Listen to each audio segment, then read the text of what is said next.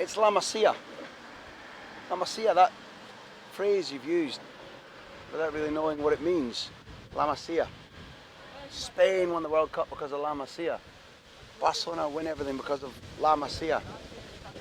These kids coming out of this gate here and that little small door there, they live in La Masia because La Masia in Catalan just effectively means an old stone farmhouse, an old country house. La Masia existed because what Barcelona wanted to be able to do was take kids like, say, Pep Guardiola, who lived an hour and a half away, or say Carlos Puyol, who comes from Lleida, which is in Catalonia, or miles and miles and miles away. And you can't take a kid 4-hour round trip every day if you think he's got the potential to train and be a good player. So they built a residence. Now that's not particularly new, but they made it look like this, an old-fashioned Catalan farmhouse, and effectively that's initially all La Masia meant. It's just a place where the kids are going to live, and they could, as we already know, they were going to go to school really just behind the stadium. So you would live in La Masia, you would go and watch games there when the senior team played.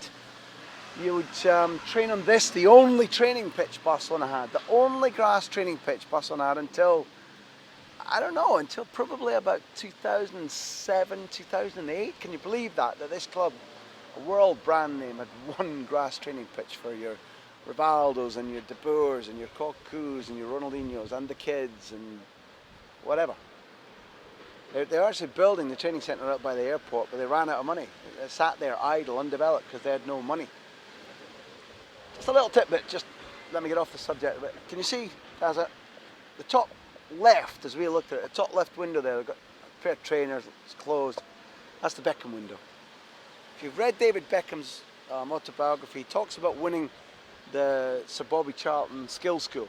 Now the prize was to come over to Camp Nou for, I think, a week or 2 weeks training at a time when Terry Venables was still the coach.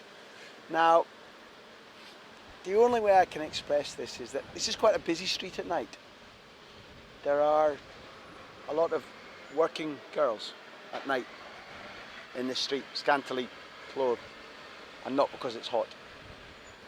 And Beckham writes about leaning out his window there as an English kid at the Camp Nou, watching the work in progress, if you get my meaning.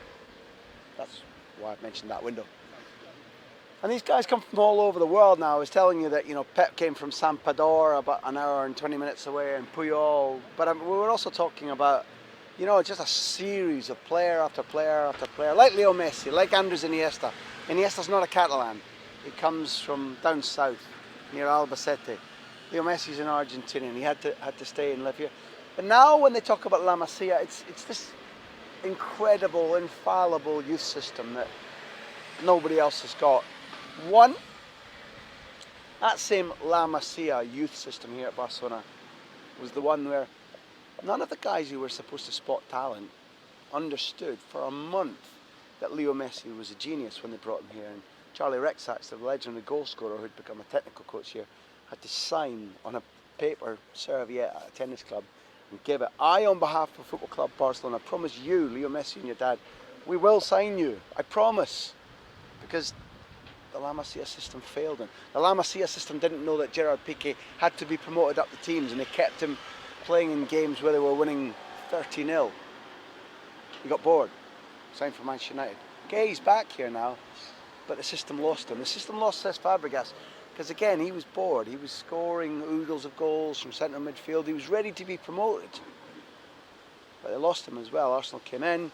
You can't sign a professional work contract until you're, I think it's 18 here, so he wasn't signed, he wasn't pegged down. They lost him. The La Masia system is fallible. It's not a myth. People use it lazily. They just say, yeah, La Masia. Well, they do good things and they do bad things. And the question I'm going to leave you with is it the system right now that's made everything beautiful and bountiful and joyous and skillful? Or are we in the middle of a golden generation where the system is good and the training's good and the rough edges are smoothed off and the philosophy is good, but we just happen to be in the middle of an exceptional generation that has come here and that would have survived and would have thrived anyway, but because some journalists, some are lazy and just use the phrase like La Masia as a stamp of guaranteed authority. Is it a myth? La Masia.